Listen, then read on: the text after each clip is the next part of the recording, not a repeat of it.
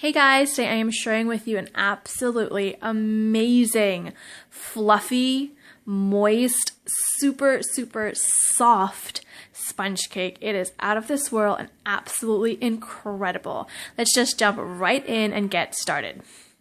Now the first thing we're going to start off is with our butter. Now this is the base of the cake, so you really want to make sure and use some very good quality butter. Normally I would just buy store-bought, store-brand butter, but whenever I'm going to make this cake, you want to use some good quality butter. It's going to give you that really nice buttery flavor and texture and creaminess that you want. So my butter is at room temperature, and I'm going to just break that up with my spatula. It's nice and soft at room temperature. And we're just going to get our mixer and we're just going to blend this butter just for about 30 seconds until it is nice and smooth on its own.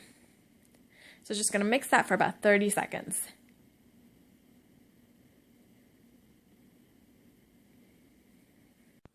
So after about 30 seconds and it is nice and smooth, we're going to start incorporating our granulated sugar into our butter.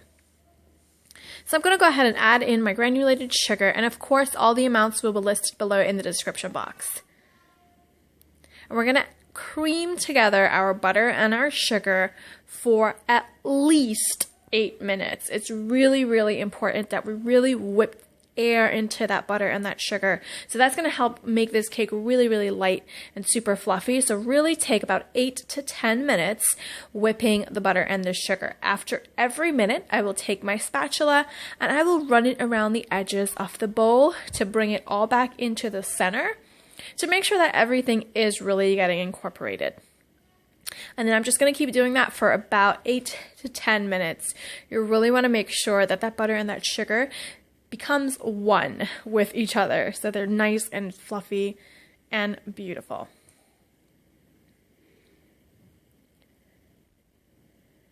So just after about, close to 8 minutes or so, I'm going to show you just how incredible this mixture is already becoming. It is so smooth. It has just become this absolutely amazing, kind of like a paste. So you really want to make sure that you take that 8 to 10 minutes or so and mix this together really well.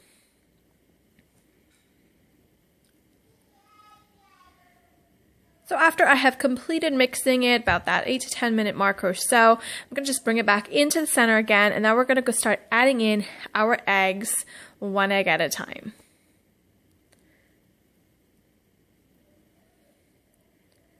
So we're going to add in our first egg, and we're going to mix the egg for about 30 seconds just to make sure that it is completely incorporated into the butter and the sugar.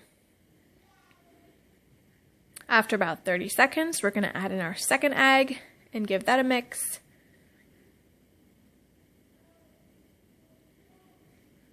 And then after another 30 seconds, our third egg. Mix that in until fully incorporated. And then we're going to add in our last and fourth egg and mix that in. After I've mixed in my last egg for about 30 seconds or so, I'm going to go back in with my spatula, bring it all into the center of my bowl, and then give it another mix for about 1 minute to 2 minutes just to also incorporate air into the batter and the eggs, and just to make sure everything is thoroughly incorporated. So on medium speed, I'm just mixing that for about 2 minutes.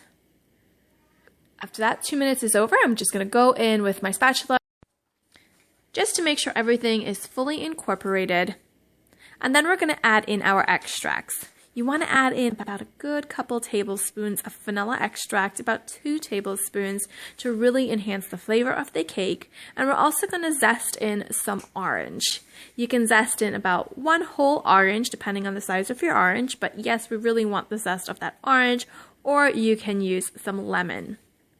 So zest in about 1 whole orange, get that all in there, and then we're just going to go ahead and incorporate our extract and our zest, mix that in, and now let's move over to our dry ingredients. I have some cake flour as well as some baking powder, salt, ground cinnamon, and ground nutmeg. You can, of course, use all-purpose flour, but cake flour is really going to help this cake be super, super light and fluffy. So if you don't have cake flour, you can make your own, and I'll have a link in the description box for you, or you can, it's very easy to find in the flour section in your grocery store. I'm sifting all of my dry ingredients together, and we're also going to be needing some milk. Now we're going to add our flour and our milk in portions. So we're going to start off with a little bit of our flour and then a little bit of our milk. And I'm using my spatula to incorporate my flour and my milk, not to over mix it. But after I've added in parts of my flour and milk, I'm going to mix that for about 30 seconds, making sure there are no lumps. Then add in the next of my flour and the next of my milk. You can either do this in 3 parts, in thirds, or in quarters, just to make sure that there are no lumps of flour. Mix that all in until all of that flour and milk is incorporated, and you want to make sure that your oven is also preheated to 350 degrees. After you've added in all of your flour and your milk, give it about 30 seconds of mixing with your spatula just to make sure that there are no lumps. You do not want to overwork your flour, but just about 30 seconds to make sure that there are no lumps of flour. I have a large cake pan here that I have about 2 tablespoons of butter or so at the bottom. And I'm going to take my hands and rub that melted butter all the way around the sides and the bottom of the pan. And then I'm going to add in some flour to this. This is going to help create the base of our cake. And because I'm flipping this cake upside down, this is technically going to be what the top of the cake will be. So we really want to make sure that it's a nice even layer of butter and flour all the way around. Rotate the pan to make sure that all the sides are also buttered and floured really well. Then you're going to add in your beautiful thick batter into your cake pan. Add that all in. Make sure it is nice and even. And you really want to make sure and give this a few good taps on your counter to make sure all of those air bubbles, as much as you can get out, you can get out of the cake. So even it out, give it a few good old taps on your countertop. And this is going to bake for 40 minutes at 350 degrees until nice and golden brown on top. It's going to pull away from the edges beautifully, and let this cool for about 20 minutes or so before we flip it. And if you touch on it, it will spring back, and it's so soft and spongy and beautiful. Gonna run a knife around the edges of the pan just to make sure that we get this off as easily as possible. You can either put a tray on top, but I'm just gonna go ahead and use my hand and place it on the top and remove it from the pan. Now, this cake is so incredibly soft. I don't know, you could probably count, like I've said it so many times, but it is so soft and spongy, and it's amazing. But I will be using this on a platter. I'll be serving this in little rectangles on a platter.